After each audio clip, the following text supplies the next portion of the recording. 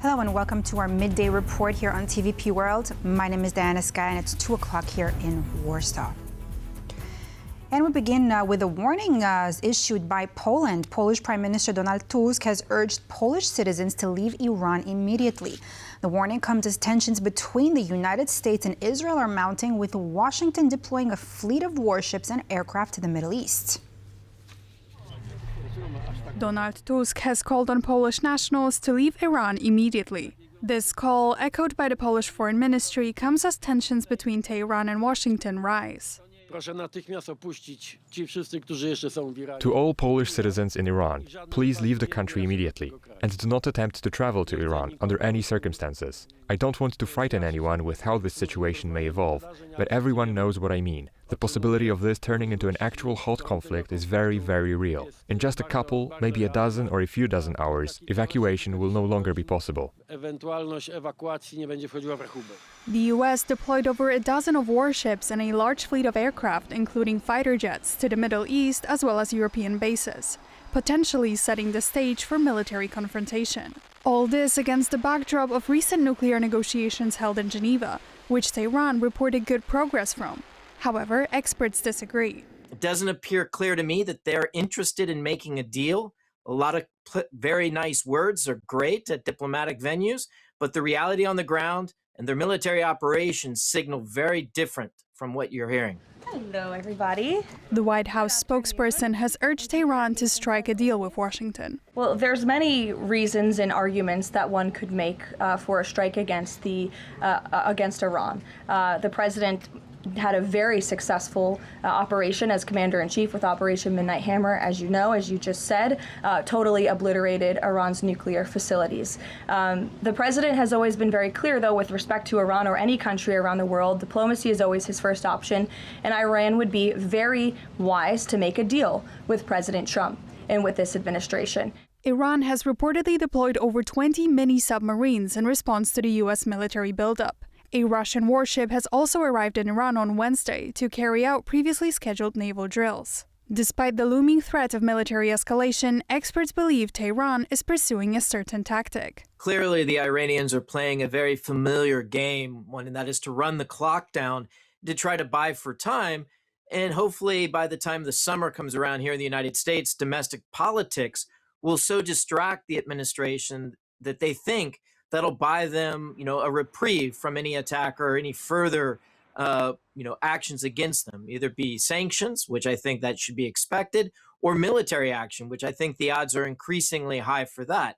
According to the Polish Foreign Ministry, 3 Poles are registered as long-term residents of Iran. The Polish embassy in Tehran is working normally with full staff, albeit prepared for a range of scenarios to unfold.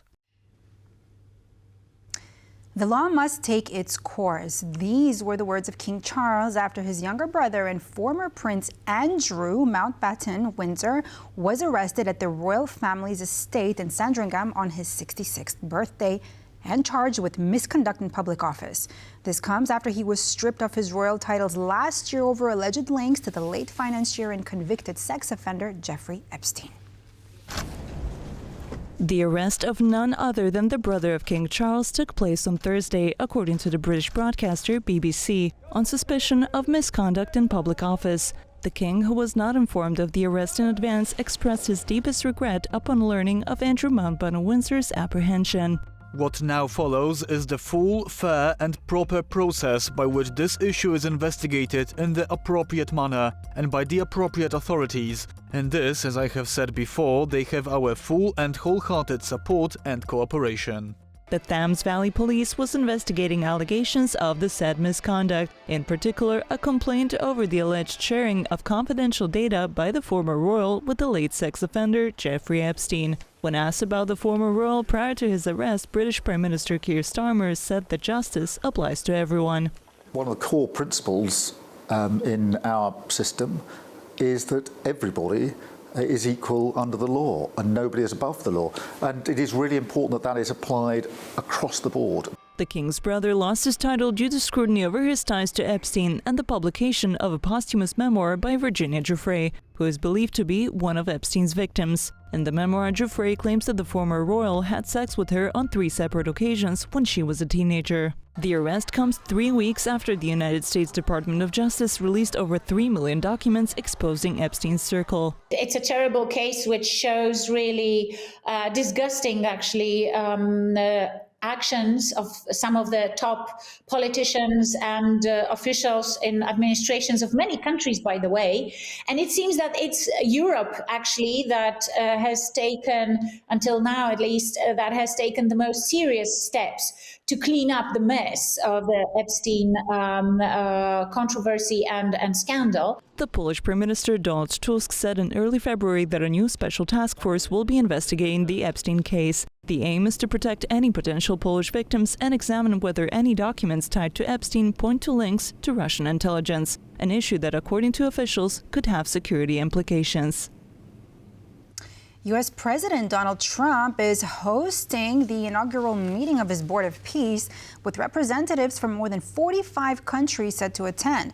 Originally pitched as a body to oversee peace and reconstruction in Gaza, the board has stirred controversy with key powers like France, the United Kingdom, Russia, and China sitting out, and Poland's government declining to join but sitting in as an observer instead. And now questions remain over Gaza's future, including Hamas disarmament and humanitarian aid, as Trump moves forward with a plan some see as a potential rival to the United Nations. Donald Trump launching his Board of Peace in Davos, with the likes of Hungarian Prime Minister Viktor Orban and Indonesia's president signing up. Now, less than a month on, those 20-plus countries will be hosted by Trump for the board's inaugural meeting. Originally intended as an assembly tasked with overseeing peace and development in Gaza, Trump's scheme has since been touted as a possible successor to the United Nations. Several key global voices are not taking part. Pope Leo was sent an invitation, but the Vatican has declined. No, the Vatican will not participate in the Board of Peace. There are points that leave us a little perplexed, some critical points that need to be explained. Other prospective members that have abstained from joining include permanent UN Security Council members, France, the UK, Russia and China. Poland's Prime Minister Donald Tusk has said Warsaw will not join for the time being. But the country's president, Karol Nawrocki, who is at odds with the government over the issue, will be represented by senior aide Marcin Przydacz, according to a spokesperson. More than 20 other nations, as well as the EU, will attend as observers. I think Europeans are walking a fine line here to not be outside of this entity that's created here. On the other hand, they don't want to join this Peace Council as a full member, not only because of the whole structure of the Peace Council, but because I think, now speaking for the German government, I think their main goal is to kind of keep the United Nations as the main place to go when it comes to facilitating peace in the world. Unresolved questions over Gaza hang over the event, including disarming Hamas and aid flows into the territory. US officials said Trump will announce that several nations are planning to send thousands of troops to participate in an international stabilization force that will help keep peace in Gaza.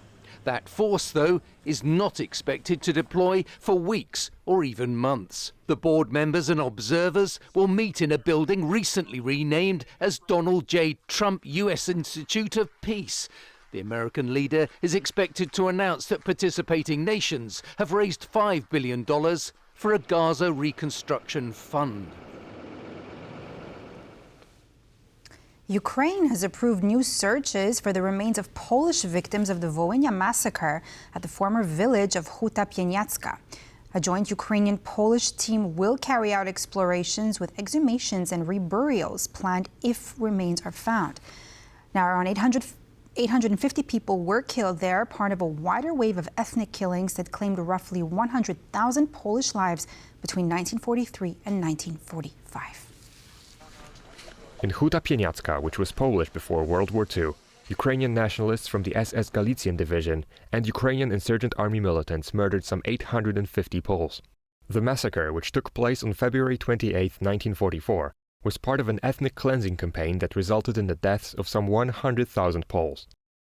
The killings committed by Ukrainian nationalists against ethnic Poles in Volhynia and Galicia were recognized by the Polish parliament in 2016 as a genocide. Polish authorities have long called on their Ukrainian counterparts to allow exhumations of the victims, to give them a dignified burial. After decades of disputes over the issue, in recent years the Ukrainians have allowed the exhumations to begin. On Wednesday, the Ukrainian Ministry of Culture granted a permit to conduct exhumations at the site of the Huta Pieniacka massacre.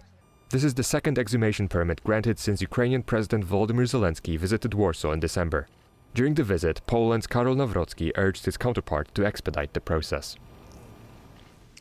The Polish armaments group has showcased the components of the new SAND short-range air defense system, which will be deployed on Poland's eastern border as soon as the end of 2026. Our defense correspondent Zuzanna Jurek has more.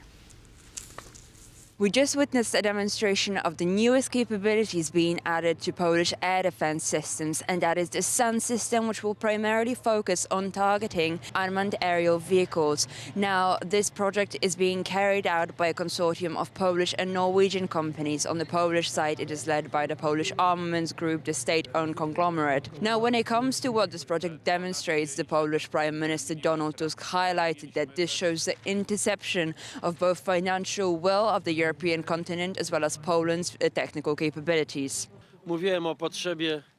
I spoke about the need for this unique combination of financial capabilities offered by the SAFE program and the capabilities of Polish companies themselves, including our technological and scientific abilities and expertise.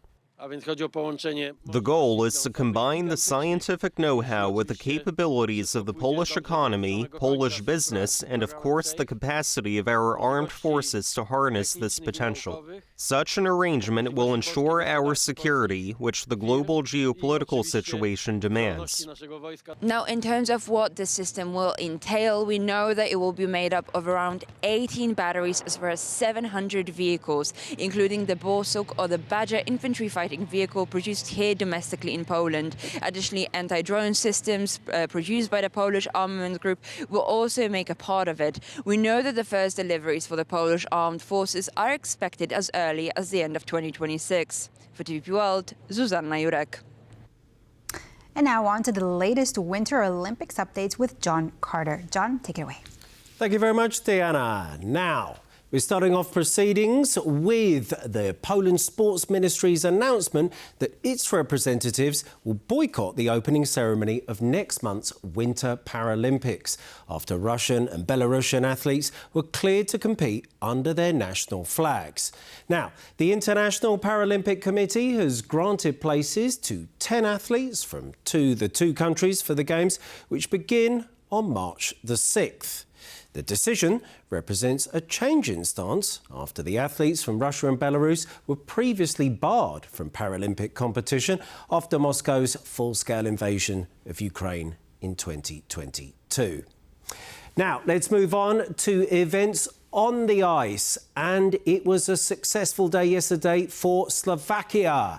So the Slovakians triumphed in the quarterfinals, defeating the Germans 6-2, and now they're just one game away from the gold medal match. They will face the US on Friday in the semi-finals for that place in the final. Now, Slovakian forward Pavel Regenda spoke of his pride after the match. Let's listen to what he had to say. So, he said, coming to the tournament, seeing the rosters every team brought, they have really strong NHL guys, and we are just a small country with a couple of guys in the NHL. So, it's a huge thing. A huge thing indeed, and congratulations to the Slovakians. Best of luck to them. Now, their neighbours, the Czechs, were less fortunate as they lost out also in the quarterfinals. And this occasion, it was to the red-hot favourites Canada, where they lost 4-3, and that was due to an overtime goal by the Canadians. Now, this match was actually a very interesting game, actually marked by one significant, rather controversial event in which, when the Czechs, in the build-up to their third goal, they actually had 7 players out on the ice. Now, of course, in ice hockey, you're only permitted 6 players, including the goalkeeper. And it seems that kind of in the heat of the moment, that nobody really noticed, well, the referees or the Canadian team, that actually about the sort of discrepancy in numbers. Now, let's move on again and up to the speed skating. So, in the speed skating, obviously the Games comes to a close on Sunday, and one of Poland's last shots is the competitor Wladimir Semeruni. Now, Semeruni already has a silver medal in the 10,000 metres, and he goes again today in the 1,500 metres. But this really is going to be a tough task for Semeruni, as he's up against the likes of the American Jordan Stoltz and the Dutchman Kjeld Nuis. So a tough task ahead for him. Best of luck, though. Now, let's move on to the medal table and check how things stand. So, as we can see, Norway still out in front, 15 goals, 33 overall. Host nation Italy inspiring their fans, the athletes doing a great job there. The US out in third. Czech Republic slip a couple of places down to 16th. They're still on 4 medals, where the Poles are in 20th and Latvians down there in the 22nd place. That's all for me for the time being. Now I hand over back to Diana. Thank you so much, John Carter, for our Winter Olympics updates. And that's all for this edition of our Midday Report here on TVP World. I'm Diana Skaya. Thanks for watching, and stay with us here for more news and exclusive interviews.